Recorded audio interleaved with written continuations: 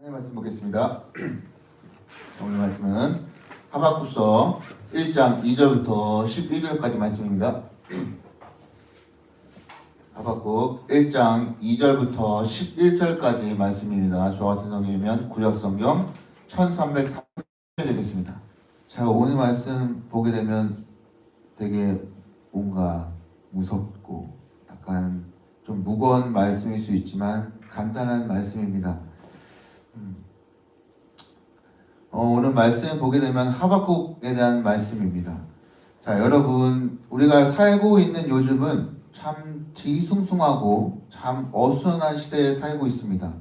왜냐하면 지금 국외적으로는 전쟁으로 인해서 어떤 폭력이나 여러 가지 폐업이나 겁탈이 난무하고 있고, 국내적으로는 이 정치가들 또 개인들조차도 이 변론 그리고 분쟁이 난무하고 있습니다. 그래서 어찌 보면 이 오늘 말씀에서 본 것처럼 나오는 것처럼 의인들보다 이 악인들이 그들을 에워싸고 이 정의가 제대로 이루어지지 못하게 막고 있는 그런 시대에 우리가 지금 살고 있습니다. 마찬가지로 오늘 말씀에서도 이 하박국이 살던 이 시대는 이 폭력, 약탈, 폐역, 분쟁이 가득한 시대였어요. 이런 시대에서 살았던 하박국은 하나님께 호소하고 있습니다. 네, 기도하고 있어요. 부르짖어 기도하고 있습니다. 그래서 오늘은 이 여러분과 함께 이 하박국 말씀 통해서 우리가 기도할 때 하나님의 침묵에 대해서 과연 우리는 어떤 반응을 해야 할지를 함께 나눠보려고 합니다. 자, 오늘 말씀을 이해하기 위해서 하박국의 전체적인 말씀을 보면요, 하나님을 향한 하박국 선지자의 기도와 그 기도에 대한 하나님의 대답의 형식입니다. 즉, 대화 형식이에요. 다시 말하면 이 하박국 선지자가 하나님께 기도로 호소하며 그렇게 하고 묻고 이에 대해서 하나님이 대답하시는 내용으로 되어 있습니다. 자, 그리고 오늘 본 말씀 중시를 보면요, 하박국 선지자의 주요 기도 내용을 보면 이렇습니다. 그러니까 하나님의 백성인 이 이스라엘 민족의 남유다 왕국이 지금 위기의 상황 가운데 있어요. 그게 처해 있다는 거예요. 그 위기는 뭐냐면 여러 가지 나라적으로 폭력과 약탈과 분쟁과 폐업이 난무하고 있어요. 그런데 그 기도했는데 하나님 왜 가만히 있으시는 거예요? 그리고 왜 그런 악인들을 가만히 두시냐는 겁니다. 또한 지금 이 남유다 지금 상황이 뭐냐면 애국과 바벨론 그 사이에 두 강대국 사이에 끼어가지고 결국은 지금 나라가 멸망당할 수 있는 그런 위기에 처해 있어요. 근데 하나님 왜 도와주시지 않느냐는 거예요. 지금 그렇게 하박국은 부르짖어 기도로 하나님께 호소하고 있습니다. 그런데요, 지금 하박국은 답답해하고 있어요. 왜요? 그 기도에 하나님 즉각적으로 응답해 주시지 않거든요. 침묵하고 계세요. 자, 하박국 1장 2절입니다. 여호와여, 내가 부르짖어도 주께서 듣지 아니하시니 어느 때까지일까? 내가 강포로 말미암아 외쳐도 주께서 구원하지 아니하시나이다. 그러니까 하나님, 내가 그렇게 도와달라고 부르짖는데 언제까지예요? 언제까지 들어주시지 않을 거예요? 언제까지입니까? 지금 이렇게 제가 지금 살고 있는 이 나라의 지금 이 상황이 폭력이 일어나고 있어요. 폐역이 난무하고 있습니다. 그렇게 외쳤는데 하나님 언제까지입니까? 지금 그렇게 기도 호소하고 있습니다. 이렇게 지금 하박국 선지자가 하나님께 호소하면서 억울함과 이 답답함을 느끼는 것은 4절에 말씀해 보면 의인들이 고통을 당하고 그 악인들이 그것을 둘러싸서 그 정의가 실현되지 못하도록 하는 것입니다. 그러니까 결국엔 이 악인들이 득세하는 그 현실에 지금 억울하고 답답해하고 있어요. 그러니까 하나님의 백성이 고통을 당하고 이 악인들은 너무나도 형통한 삶을 살고 있는 거예요. 지금 그것과 같다고 말하고 있는 겁니다. 그러면서 하박국은 하나님께서 왜 침묵하십니까? 라고 기도로 지금 하나님께 호소하고 있습니다. 여러분 여기서 우리가 한번 생각해 보게 됩니다.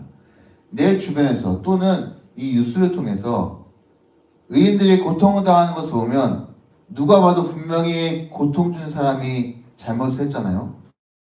그런데 이 고통 준 사람은 나중에 보면 되게 잘 되고 승승장구합니다. 이 같은 모습을 때 우리는 때론 우리 마음속에 억울함과 분함을 갖게 돼요. 최근에 이 안창호 위원장님 이 후보자로 나와서 청문회 할 때 그때 있었던 일이에요. 그분이 자신의 지금 나라 상황이 이런 상황이니까 올바르게 그 질문에 대해서 이야기하고 말합니다. 그러나 거기 있던 많은 정치가들은 그 말을 듣고 자기 주관대로 말하고 생각하고 은연중에 이것이 정의라고 하는 듯 그렇게 그 안창호 위원장님 후보자에게 그렇게 얘기합니다. 그래서 그 분의 말이 아니라고 딱 잘라 말하고 아니 됐습니다 그렇게 이야기합니다. 그리고 오히려 깎아내리고 그 말은 잘못됐다고 그 청문회에서 그렇게 이야기하는 것을 봤습니다. 여러분 지금 이렇게 우리가 살고 있는 시대와 오늘 말씀과 너무나도 흡사하고 비슷합니다. 악인들이 의인을 애워싸서 정의를 제대로 이루어지지 못하도록 하는 거 그런 말이에요. 여러분 지금 우리가 이 같은 상황에 놓여 있어요. 그럴 때 우리는 무엇을 해야 합니까? 지금 하박국 선지자가 했듯이 우리도 그것을 알고 깨달았다면 하나님께 부르짖어 기도해야 합니다. 하나님께 호소해야 합니다. 그런 이와 같은 상황이 나라의 상황뿐만 아니라 여러분의 상황에서도 펼쳐질 수 있습니다. 지금 여러분의 상황이 어떤 상황인지 모르겠지만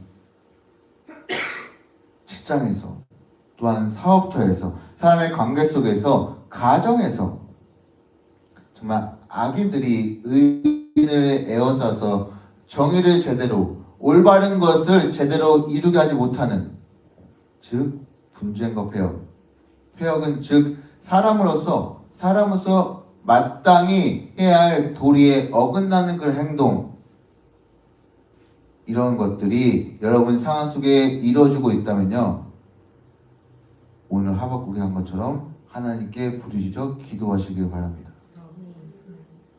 그냥 기도하는 게 아니고요 오늘 하박국이 한 것처럼 내가 부르짖어 주께 기도했다. 부르짖어 호소하시기를 바랍니다. 이렇게 기도로 나아갔던 이 하박국 선지자에게 하나님께서는 이제 침묵을 깨시고 응답하십니다. 근데 보면 하박국의 생각과 다른 방법으로 응답하시거든요. 지금 하박국 1장 5절부터 12절 말씀이 그 하나님에 대한 응답입니다. 근데 보세요. 자, 하박국 1장 5절부터 6절입니다. 여호와께서 이르시되 너희는 여러 나라를 보고 또 보고 놀라고 또 놀라지어다. 너희의 생전에 내가 한 가지 일을 행할 것이라. 누가 너희에게 말할지라도 너희가 믿지 아니하리라. 보라, 내가 사납고 성급한 백성 곧 땅이 넓은 곳으로 다니며 자기의 소유가 아닌 거처를 점령하는 갈대아 사람을 일으키나니. 하박국 생각과 다르게 하나님은 의로운 자들이 아니라 갈대아 사람, 그러니까 성경에 보면 바벨론 사람들을 일으키셔서 유다의 이 악한 자들을 심판하시겠다는 거예요. 실제로 이 시기에 이 바벨론은 활발히 움직였습니다.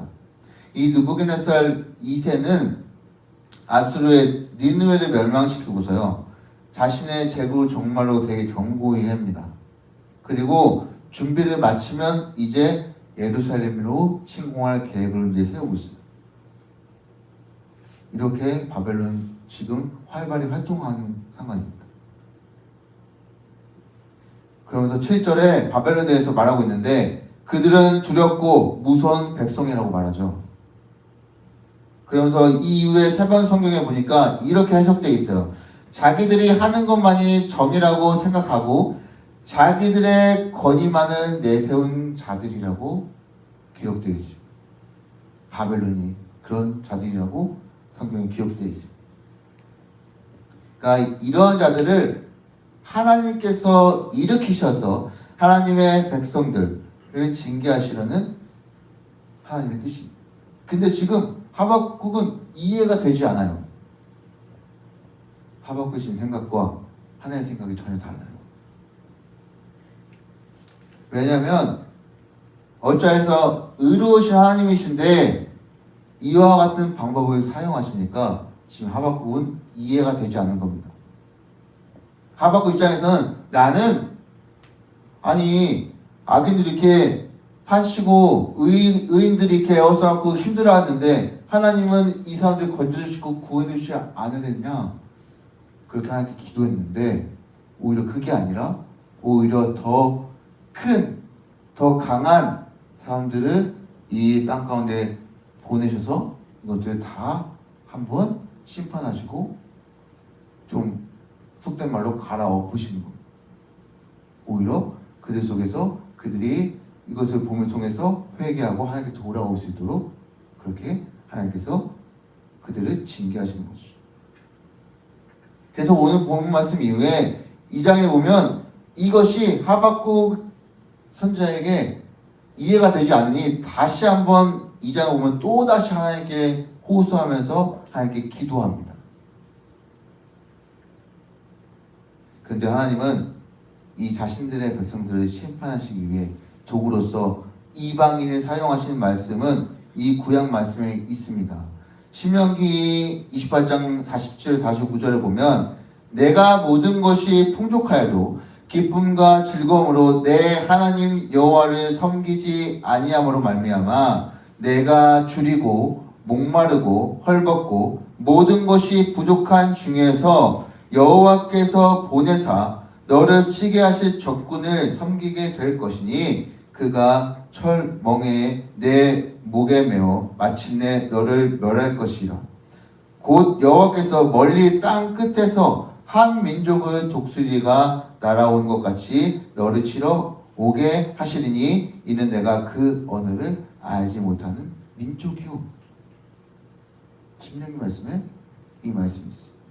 이 말씀은 하나님 말씀에 불순종하고 하나님 말씀을 따르지 않는 악한 자들에게 하나님께서 주시는 말씀입니다. 바로 불순종함을 받게 되는 그 저주의 말씀이 쭉 나와 있습니다. 그 말씀의 일부분입니다. 무엇이냐면 모든 것이 넉넉한데 기쁨과 즐거운 마음으로 하나님을 섬기지 않으면 바로 아주 먼 곳에 있는 한 민족을 보내셔서 너를 치러 오겠다, 너를 징계하시겠다는 말씀입니다. 왜 이렇게 하시는 건가요? 바로 그들의 죄를 깨닫게 하시기 위함입니다. 근데 이와 같은 말씀은 오늘 비슷한 말씀을 지금 하박국 선지자에게 말씀하시는 겁니다. 바로 기도에 대한 응답으로요. 사랑하는 성도 여러분, 여러분도 이와 같은 경험을 하셨을 겁니다. 나에게 이런 문제가 있는데, 나에게 이런 상황이 있는데 하나님께 부르짖어 기도했습니다. 그런데요, 하나님은 얼마 동안 침묵하세요. 아무 얘기도 하지 않습니다. 그러다가 어느 날 갑자기 나의 기도에 응답해 주십니다. 와, 됐다. 이러면 됐다. 그런데 내가 전혀 생각하지도 못한 응답을 하나님께 주십니다. 여러분, 여기서 우리는 기억해야 됩니다. 우리는 분명히 차이를 알고 여기서 깨달아야 돼요. 나의 문제와 상황을 놓고 기도하는 결과에 대한 내 생각과 여러분의 문제와 상황을 놓고 얘를 위해서 어떻게 계획을 세우고 내가 해야 할까? 이렇게 생각하시는 하나님의 생각과 확연히 다르다는 것을 그 차이점을 우리가 깨달아야 됩니다. 그렇기 때문에 내가 전혀 생각하지 못한 그 응답을 하나님께 받았을 때 그렇구나. 깜짝 놀라고 하박국처럼 이해가 되지 않습니다. 그래서 여러분께 부탁드리기는 여러분이 기도하실 때 여러분의 기도에 대한 결과를 미리 머릿속에 갖고 있지 마시고 그 생각들을 모두 내려놓으시고 오로지 하나님만을 바라보시면서 믿음을 하나님께 호소하셔서 하나님께 기도하시기를 간절히 부탁을 드립니다. 그럴 때 하나님은 놀라운 은혜로 여러분에게 내 생각이 아니라 그 뛰어넘어서 하나님이 여러분들에게 큰 복의 은혜로 채워주실 줄로 믿습니다. 이렇게 우리가 기도하면 하나님께서 우리에게 침묵하시고 어떤 답을 주시지 않는다고 할지라도 하나님 나에게 분명히 이 기도에 대한 놀라운 은혜를 부어줄 것이고 그 큰 것으로 나타내 주실 거야 라고 그것을 온전히 믿게 될 것입니다. 그리고 혹시라도 내가 믿음이 약해지고 힘들거나 좌절하고 있을 때 맞아 그때 기도했을 때 하나님 침묵하신 적이 있으셨어. 나의 기도를 안 들어주시나 했었는데 하나님이 이 기도 나의 기도를 안 듣고 계신 것이 아니라 나를 위해서 하나님의 뜻을 이루고자 그래서 침묵하신 거야 라는 그 믿음의 고백, 그 믿음의 고백을 통해서 나의 마음에 다시 한번 이 하나님을 붙잡고 나의 뜻을 이루고자 나에게 함께 하시는 그 하나님을 붙잡고 하나님을 바라보게 되는 놀라운 은혜가 더불어 우리 성도님들의 삶 가운데 가득하시기를 간절히 바랍니다. 그러니 여러분 기도할 때 하나님께서 침묵하시더라도 언제 응답해 주시지? 그런 생각하지 마시고 침묵하시더라도 앞으로 내 생각보다 더 뛰어넘어서 나에게 응답해 주실 그 하나님의 뜻을 이루실 그 하나님을 확고히 믿고 나아가는 우리 성도님 되시기를 간절히 바랍니다. 이렇게 믿음을 기도하면 어떤 결과가 나오냐면 여러분 이제 우리가 말씀이 있지 않았지만 그 3장 18절 19절을 보면 하박국이 그렇게 결과 얻었을 때 하나님을 찬양하고 있습니다. 여기서 앞에랑 너무 비교가 되고 바뀌는 마음이 딱 나와요. 뭐냐면 구원의 하나님이라고 말합니다. 그리고 기뻐하고 있습니다.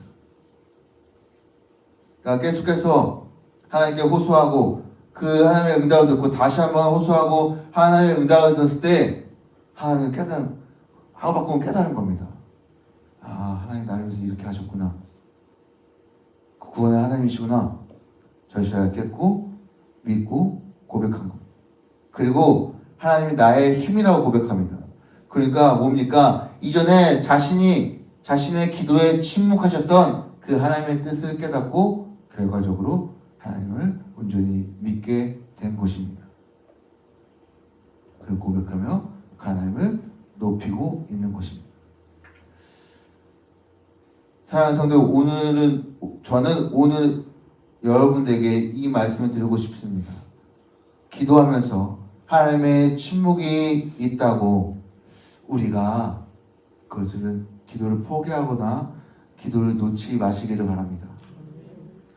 하나님이 침묵하시는 것은 우리를 향한 하나님의 뜻과 계획이 있으시기 때문에 우리 위해 앞에 침묵하는 동안에 얘를 위해서 어떻게 해야 될까 내가 무엇을 해야 될까 그것을 위해서 일하고 계시고 준비하시기 위한 과정입니다. 그리고 그렇게 일하시는 것은 내가 원하는 방법, 내 기도에 내가 원하는 방법이 아니라 하나님이 원하시는 방법입니다. 그러니 여러분 우리가 믿음을 가지고 하나님께 기도하시길 바랍니다. 그러면 하나님의 침묵 속에서 앞으로 계획을 위해 하나님의 계획을 위해 나를 통하여서 일하시고 그렇게 계획하시고 그 기도의 뜻을 이루어주신 하나님의 놀라운 은혜를 우리의 삶에서 경험하게 될 줄로 믿습니다. 그런 믿음을 우리의 삶에 경험하고 또 누리며 살아가시기를 간절히 바랍니다.